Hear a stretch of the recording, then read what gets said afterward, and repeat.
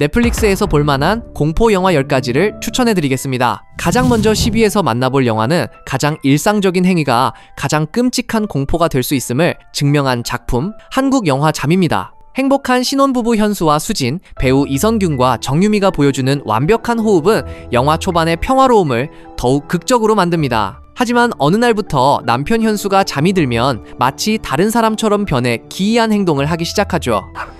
오빠! 처음에는 그저 잠꼬대나 몽유병이라 대수롭지 않게 여기려 하지만 냉장고의 날생선을 통째로 뜯어먹고 자기 얼굴에 상처를 내는 등 그의 행동은 점점 더 위험하고 섬뜩하게 변해갑니다. 아내 수지는 잠든 남편이 자신과 곧 태어날 아이를 해칠지 모른다는 극도의 불안감에 휩싸여 그가 잠드는 것을 막기 위해 필사적인 사투를 벌입니다. 이 영화는 귀신이 등장하거나 피가 낭자하는 장면 없이도 오직 수면 중 이상행동이라는 현실적인 소재와 배우들의 섬세한 심리 묘사만으로 엄청난 서스펜스를 구축합니다. 알았다고 미친. 다음으로 9위는 인간의 이기심이 만들어낸 가장 잔혹한 지옥도를 그린 스페인 영화 더 플랫폼입니다. 이곳은 수직으로 끝없이 이어진 감옥 홀입니다. 각 층에는 2명씩 수감되어 있고 한 달마다 층이 무작위로 바뀝니다. 하루에 단 한 번 화려한 음식이 담긴 거대한 플랫폼이 맨 위층부터 아래로 내려오죠. 당연히 위층 사람들은 산의 진미를 마음껏 즐기지만 아래로 내려갈수록 남는 것은 그들이 먹다 버린 처참한 찌꺼기 뿐입니다. 최하층에 도달하면 먹을 것은 아무것도 남지 않죠. 주인공 고랭은 스스로 이곳에 들어왔지만 이 미친 시스템의 실체를 깨닫고 절망에 빠집니다. 상층부에 있을 때는 이기적으로 변하고 하층부에 있을 때는 굶주림에 미쳐가는 사람들 속에서 그는 이 끔찍한 구조를 바꾸기 위해 무모한 도전을 시작합니다.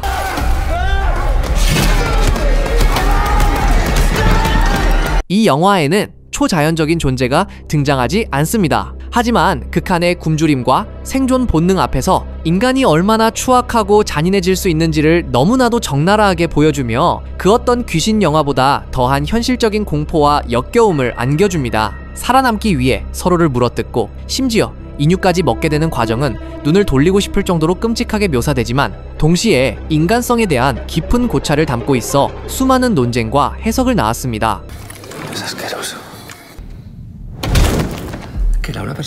파리는 어두운 시대를 배경으로 대를 이어 흐르는 죄악과 폭력의 연대기를 그린 작품 악마는 사라지지 않는다입니다. 이 영화는 전통적인 공포 영화라기보다는 인간의 내면에 깃든 악마성을 파고드는 서스펜스 스릴러에 가깝습니다. 제2차 세계대전 직후부터 베트남 전쟁 시기까지 미국 남부의 낙후된 시골 마을을 무대로 이야기는 펼쳐집니다. 전쟁의 트라우마로 인해 신에게 광적으로 집착하는 아버지, 부패하고 위선적인 목사, 자신의 쾌락을 위해 살인을 즐기는 연쇄 살인마 부부 등 제목 그대로 선한 사람을 찾아보기 힘든 지옥 같은 세상이죠. 영화는 여러 인물의 시점을 오가며 이들의 비극이 어떻게 서로 얽히고 설켜 다음 세대로 이어지는지를 촘촘하게 그려냅니다. 주인공 아빈 역을 맡은 톰 홀랜드는 스파이더맨의 이미지를 완전히 벗어던지고 이 지옥 속에서 소중한 사람들을 지키기 위해 스스로 악과 맞서는 복잡한 내면 연기를 선보입니다.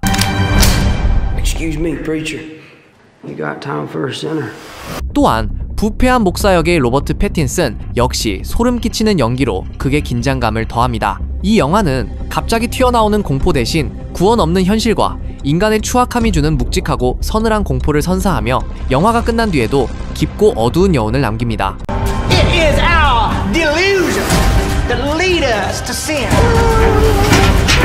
Delusions! 7위는 보고 나면 정신이 피폐해지고 가족이라는 존재에 대해 다시 생각하게 만드는 현대 공포 영화의 걸작 유전입니다. 이 영화는 단순히 무서운 영화가 아닙니다. 한번 보고 나면 그 찝찝함과 불쾌함이 며칠 동안 머릿속을 떠나지 않는 그야말로 관객의 정신을 잠식하는 악몽 같은 작품이죠. 영화는 애니의 어머니, 즉 할머니의 장례식에서 시작됩니다. 어딘지 모르게 비밀스러웠던 어머니의 죽음 이후 애니와 그녀의 가족들은 설명할 수 없는 기이한 일들을 겪기 시작합니다. 그러던 중 돌이킬 수 없는 끔찍한 사고가 가족에게 닥치고 이들은 걷잡을 수 없는 슬픔과 서로에 대한 원망 속에서 서서히 붕괴합니다. 영화의 진정한 공포는 바로 이 지점에서 시작됩니다. 가장 안전해야 할 가족의 울타리가 해체되고 그 균열을 틈타 대대로 이어져 내려온 끔찍한 운명이 그들의 숨통을 조여오기 시작하죠.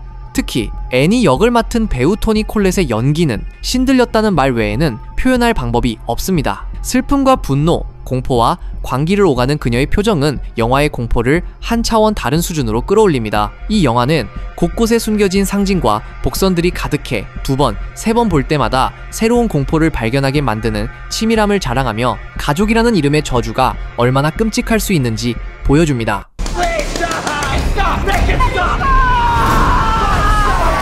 6위는 21세기 오컬트 영화의 새로운 기준을 제시하며 하나의 거대한 세계관을 만들어낸 작품 컨저링입니다. 이 영화는 직접적으로 피가 튀거나 잔인한 장면을 보여주지 않습니다.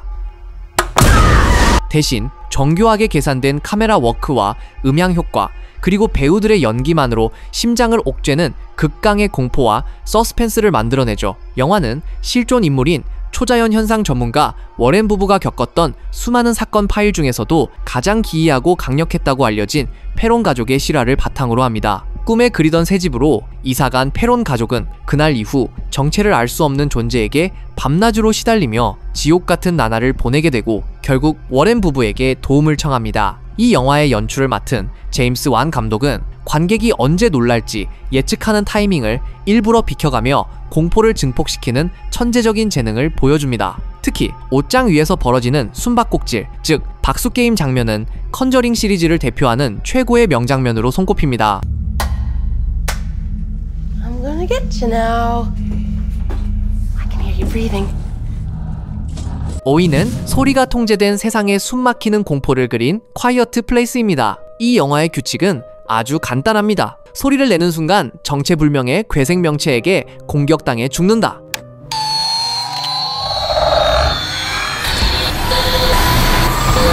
영화는 소리가 사라진 세상에서 살아남기 위해 필사적으로 노력하는 한 가족의 이야기를 다룹니다. 그들은 수어로 대화하고 모래를 뿌린 길 위를 맨발로 걸으며 모든 행동 하나하나에 온 신경을 집중합니다. 하지만 아내의 출산이 임박하고 피할 수 없는 소리를 내야만 하는 위기의 순간이 다가오면서 가족의 생존은 극한의 시험대에 오르게 됩니다. 이 영화의 진짜 주인공은 사운드 디자인이라고 할 수 있습니다. 대부분의 시간 동안 완벽한 정적이 흐르다가 나무잎이 바스락거리는 작은 소리, 삐걱거리는 마룻바닥 소리 하나만으로도 심장이 철렁 내려앉는 경험을 하게 만들죠. 4위는 2000년대 공포 영화의 판도를 완전히 바꿔놓은 기념비적인 작품 소우의 첫 번째 이야기입니다. 게임을 시작하지라는 명대사와 함께 등장한 직소라는 전대미문의 살인마. 그는 자신이 직접 사람을 죽이지 않습니다. 대신 삶의 가치를 모르고 살아가는 사람들을 납치해 잔혹한 생존 게임을 강요하죠. 살고 싶다면 대가를 치러라. 영화는 눈을 떠보니 낡고 더러운 지하실 화장실, 발목에 쇠사슬이 묶인 채 마주보게 된 두 남자로부터 시작됩니다. 그들 사이에는 피를 흘리며 쓰러진 시신이 하나 놓여있고 주어진 시간 안에 퍼즐을 풀고 탈출하지 못하면 모두 죽게 될 것이라는 메시지만 남아있죠. 흔히 소우 시리즈를 잔인한 고어물로만 기억하는 사람들이 많지만 시리즈의 시작인 이 첫 번째 작품의 핵심은 잔인함이 아닙니다. 오히려 한정된 공간과 시간 속에서 벌어지는 치밀한 심리 스릴러에 가깝죠. 단 120만 달러라는 저예산으로 제작되었지만 관객의 허를 찌르는 기발한 설정과 영화 역사상 최고의 반전 중 하나로 꼽히는 마지막 5분의 충격적인 결말 덕분에 전 세계적인 흥행에 성공했습니다. 이 영화는 이후 수많은 아류작을 낳았으며 공포 영화 장르의 새로운 흐름을 만들어낸 중요한 작품으로 평가받습니다. 3위는 단순한 공포 영화를 넘어 우리 사회에 아주 날카로운 질문을 던지는 작품 겟 아웃입니다. 이 영화가 개봉했을 때 수많은 평론가들은 이것은 단순한 공포 영화가 아니라 새로운 장르의 탄생이다라며 극찬을 아끼지 않았습니다.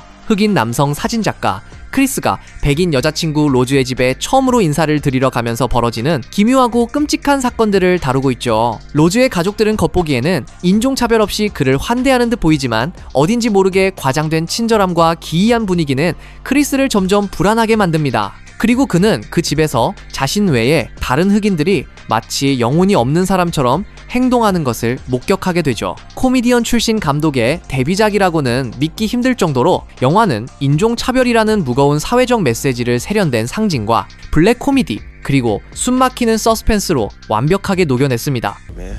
Get out! Yo! Sink into the floor. Wait. Sink. 2위는 누가 인간이고 누가 적인지 알 수 없는 의심과 불신이 만들어내는 최악의 공포를 그린 SF 호러의 전설 괴물입니다. 1982년 남극 대륙의 한 연구기지, 고립된 이곳에 노르웨이 기지로부터 헬리콥터 한 대가 무언가를 쫓으며 나타나고 그들은 알 수 없는 이유로 자폭합니다. 그들이 필사적으로 쫓던 것은 평범한 개 한 마리였죠. 기지대원들은 그 개를 받아들이지만 그날 밤 개는 끔찍한 모습으로 변해 다른 개들을 공격하고 흡수하기 시작합니다. 바로 세포 단위로 침투해 생명체를 복제하고 흉내내는 외계 생명체, 즉 그것이었던 겁니다. 이제 기지대원들은 극도의 공포와 불신에 휩싸입니다. 바로 옆에서 웃고 떠들던 동료가 다음 순간에는 끔찍한 괴물로 변할지 모른다는 불안감. 영화는 누가 그것에 감염되었는지 알 수 없는 상황 속에서 서로를 의심하며 파멸해가는 인간 군상의 모습을 냉정하게 담아냅니다. 특히 피를 뽑아 뜨거운 구리선으로 테스트하는 장면은 영화 역사상 가장 긴장감 넘치는 명장면 중 하나로 남아있습니다. 컴퓨터 그래픽이 없던 시절 오직 수작업으로 만들어낸 기괴하고 충격적인 크리처 디자인은 지금 봐도 혐오스러울 정도로 완벽하며 폐쇄적인 공간이 주는 서늘한 공포를 극대화합니다.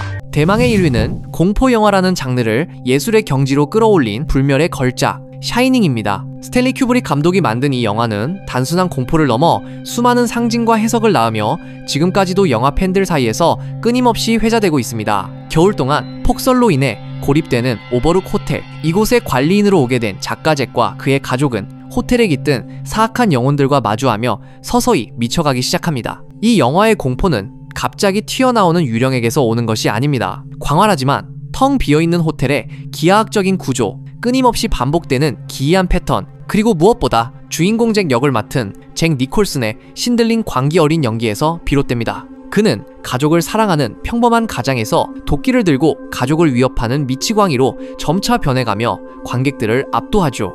특히 스탠리 큐브릭 감독이 영화사 최초로 본격 도입한 스테디캠 촬영 기법이 진가를 발휘하며 고립감과 불안감을 극대화합니다. 과연 호텔이 잭을 미치게 만든 것일까요? 아니면 잭의 내면에 잠재되어 있던 광기가 호텔이라는 공간을 통해 폭발한 것일까요? 영화는 명확한 답을 내려주지 않으며 영원한 질문을 던집니다. 자, 넷플릭스에서 볼만한 공포영화 10가지를 추천해보았습니다. 여러분의 마음을 사로잡은 영화는 무엇인지, 또 어떤 영화를 추천하는지 댓글로 자유롭게 남겨주시길 바랍니다.